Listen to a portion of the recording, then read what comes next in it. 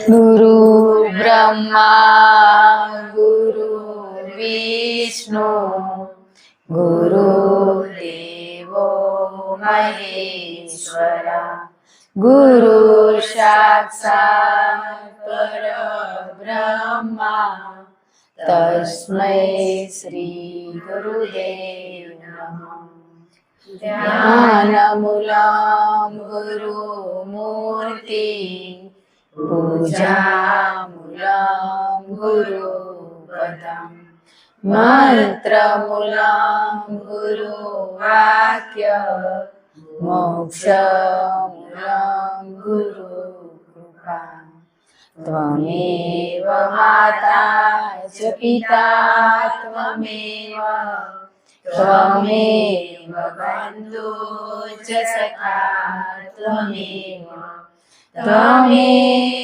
विद्या द्रविणां त्वमेव सर्वं मम देव देव। सद्गुरुदेव की जय। जय गुरुदेव। ગતગંગામાં આવેલા વાલાના હૃદયમાં બિરાજમાન ગુરુદેવ પરમાત્માને પ્રણામ, નમસ્કાર, વંદન.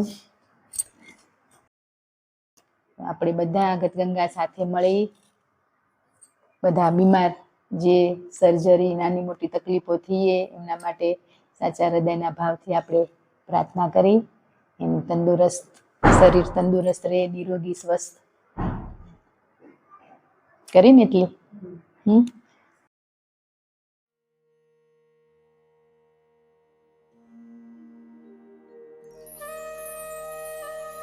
जय गुरुदेव।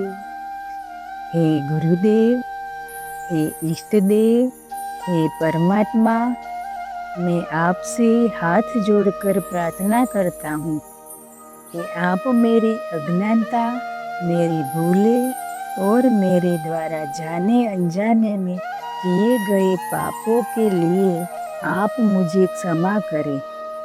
मैं मन, वचन और कर्म से शुद्ध नहीं हूँ। मेरे भीतर कहीं विकार है, किंतु हे गुरुदेव, हे परमात्मा, आप करुणा के सागर हैं। जैसे आपने सब भक्तों को शरण दी, वैसे मुझे शरण दे। मेरी भूलों को क्षमा करें, मुझे अपनी शरण में स्थान दे।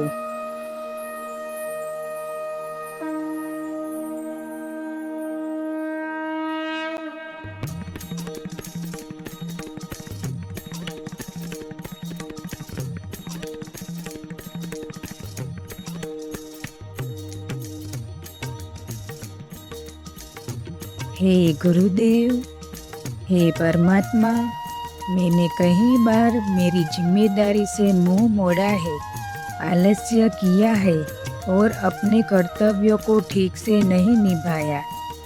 कई बार क्रोध, अहंकार और मोह में बहकर गलत मार्ग पर चला गया, परंतु गुरुदेव, मैं आपकी शरण में हूँ। मुझे आप क्षमा करें, मुझे सद्बुद्धि प्रदान करें, जिससे मैं अपने जीवन को धर्म और सत्य के मार्ग पर चला सकूं।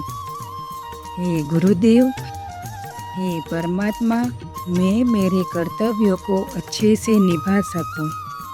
मेरी स्थिति डामाडोल है, मैं कर्ज के बोझ से दबा हूँ। यह मेरी लापरवाहियों का परिणाम हो सकता है, परंतु गुरुदेव, अब मैं अपने जीवन को सुधारना चाहता हूँ। मुझे आपकी कृपा चाहिए।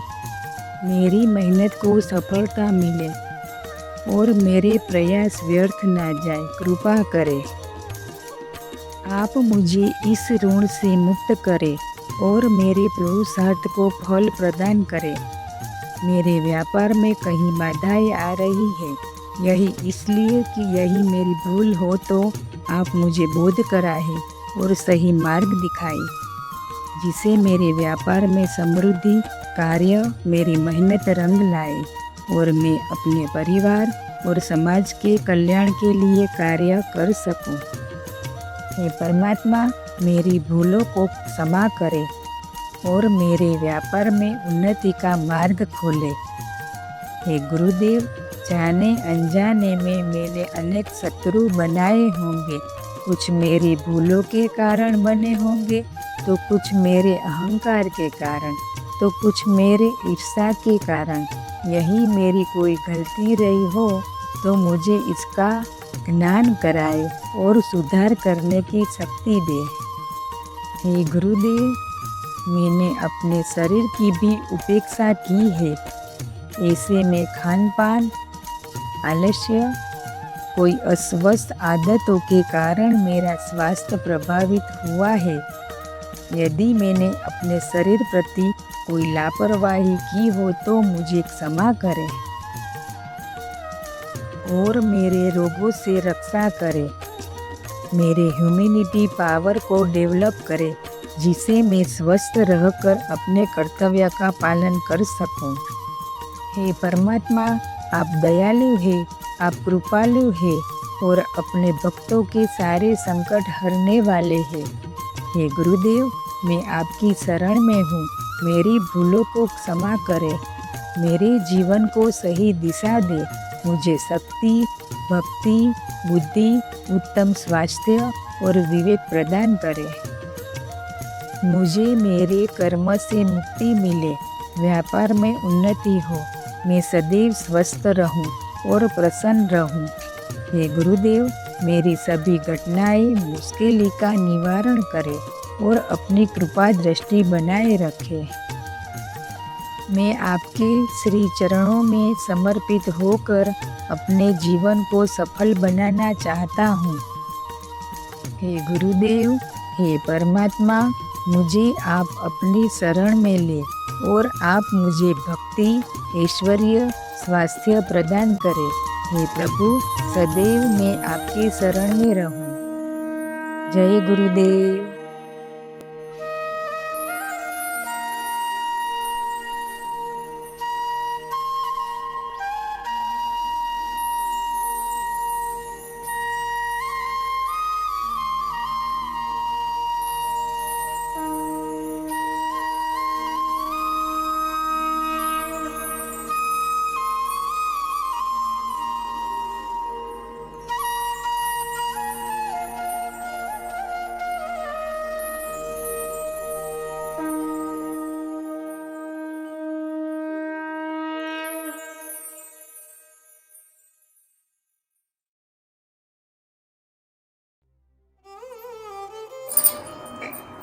જય ગુરુદેવાલા.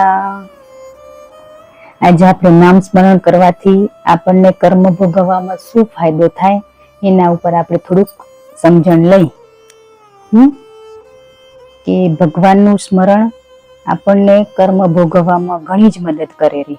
શાસ્ત્રો ને સંતો એમ કેરા, રામ નામ તો સંસાર ચક્રમાં ફસાયેલા જીવને ભવસાગરમાંથી મુક્તિ અપાવે, એવું સંતો કેરા. નામ જાપ તો રામબાણ ઔષધ છે, એનાથી આપણનો મોટામાં મોટો શું મટે? ભવરોગ મટે. મટેરો તો આ વાત અત્યંત સાચી કે નહીં? સાચી. તો નામ જપ તો રામબાણ દવા છે. દવા હે એ આયુર્વેદિક દવા જેવી. રામબાણ હે ને એ આયુર્વેદિક દવા જેવી. એલોપેથિક દવા લેતા હોય ને તો તેમાં ચરી પાડવાનું આવતું નથી. આપણે ઇન્જેક્શન લીધા કરી, ગોળીઓ ખાધા કરી અને સાથે તેલ, મરચું, ખાટું વગેરે ખાધા કરીને એલોપેથિકમાં કોઈ ચરી પાડવાનું આવતું નથી. ડોક્ટર કહેતાય નથી, ઇન્જેક્શન ની દવા આપને દઈ દેરા. પણ આયુર્વેદિક દવામાં બહુ જ કડક ચરી પાડવાની આવે રી. એમાં જરાક પણ ભૂલ થઈ જાય તો આપની દવા ગુણ કરતી નથી.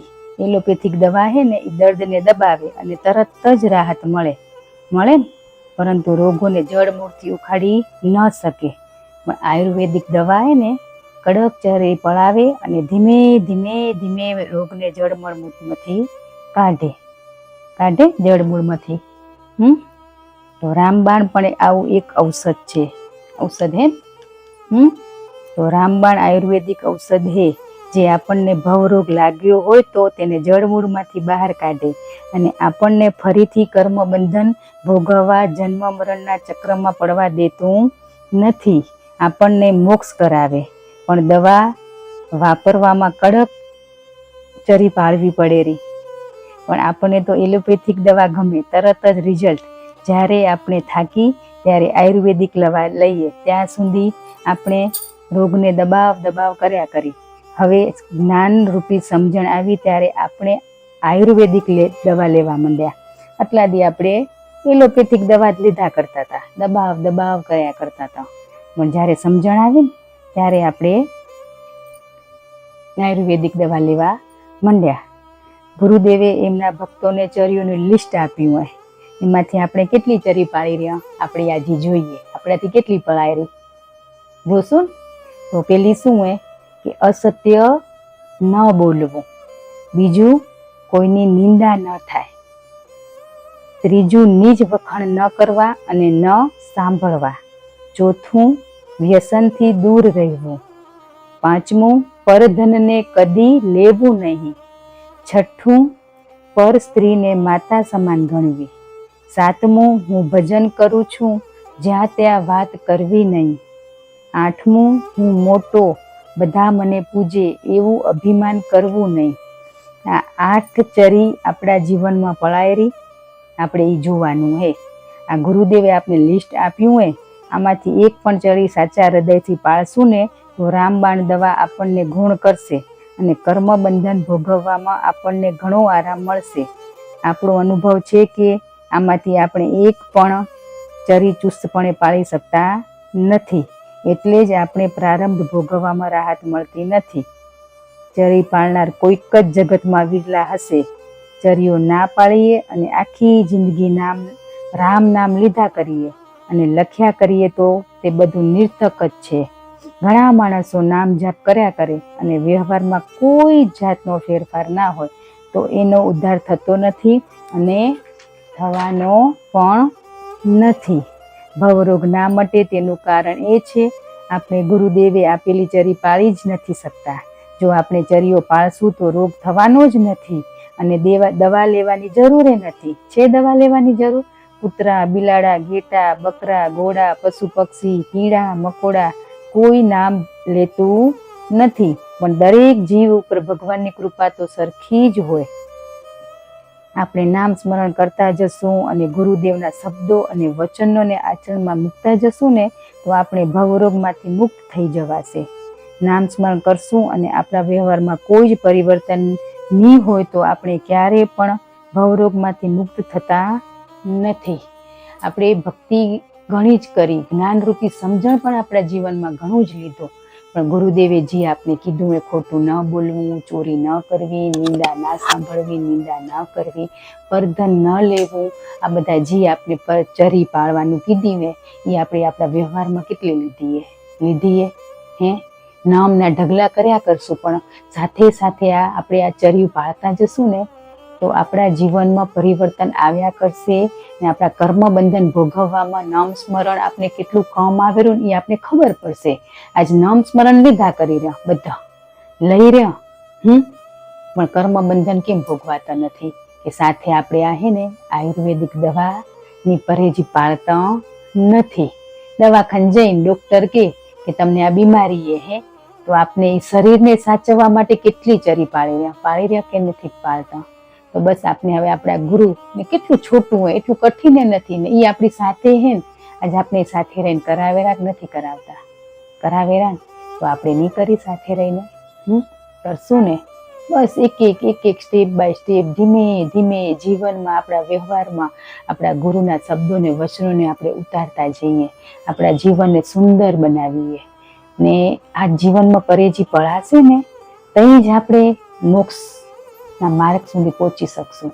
નકો આવન જાવન કે સારું કર્મ કરશું, ખરાબ કરશું તો સારું કરશું તો એ સુખ ભોગવાય આવવું પડશે ને ખરાબ કરશું તો એ આપણે ભોગવવા આવવું પડશે. તો સુખ દુઃખ બંને આ દેહને આવવું જ પડશે ભોગવવા માટે.